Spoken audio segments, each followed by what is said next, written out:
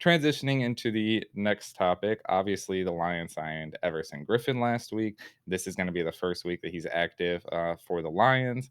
And he also did his first press conference this week since he's joined the Lions. And apparently, I'm not in the middle of the Vikings press conference and stuff, but apparently his former head coach, Mike Zimmer, just reported that he was a quote unquote good player.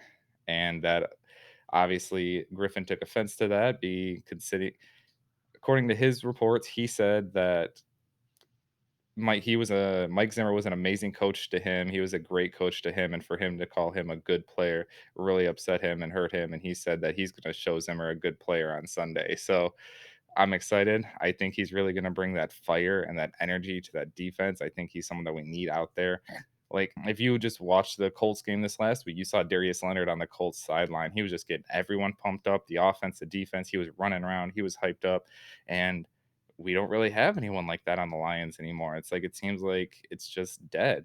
And I don't know, once we got rid of all those vocal players like Diggs, Snacks, Slay, all those players, like we don't have any fiery players like that. So I think having Griffin on the sideline, especially in a game like this against his former team, against the team he played 10, I think it was 10 years for, and did amazing for. So I'm excited to see what he can do for the Lions. Even though Trey Flowers is out, Romeo Cora has been doing amazing, and this is Griffin's first game back. He's got revenge. He's on his mind. He's got revenge against the Vikings, revenge against the Cowboys who traded him.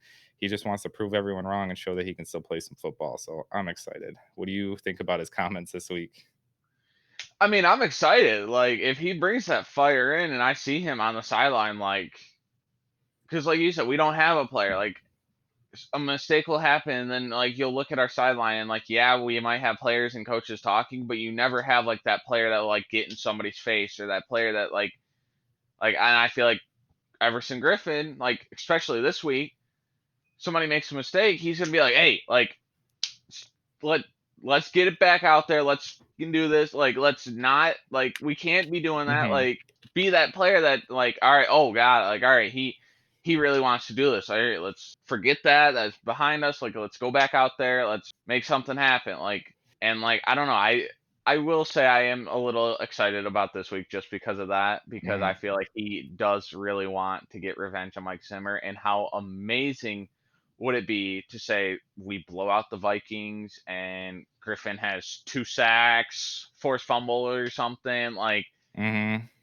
just balls out and has like a career game against the Vikings? That would be so amazing. And then honestly, Trey Flowers is on IR, so he will miss the next 3 weeks at least. But say Everson Griffin continues his like if he does good, continues his tear and goes on and has 3 good weeks. Trey Flowers comes back to say we could have Romeo Cora, Trey Flowers, and an Everson Griffin on the same line. Yeah.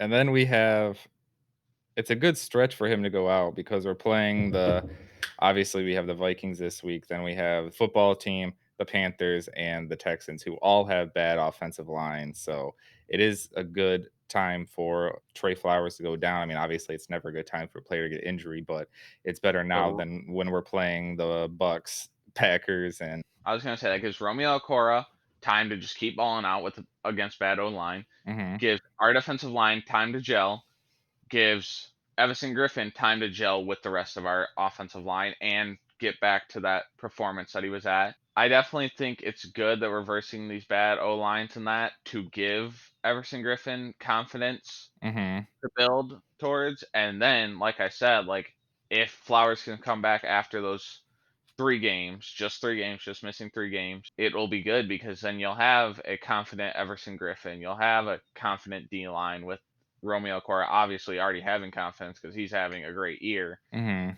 And then just insert Trey Flowers in there. That adds to this great D line. And I think like this will be a good D line and we'll actually start getting pressure towards the end of the season. This might also give I mean, I have no idea what's going on with Austin Bryant. I'm pretty sure he was active for last week's game, but didn't really play or do anything. So I'm wondering if this might give him a little bit more opportunity to get some snaps and get into the game a little bit and see what he can do after he's been injured for the last 2 seasons pretty much.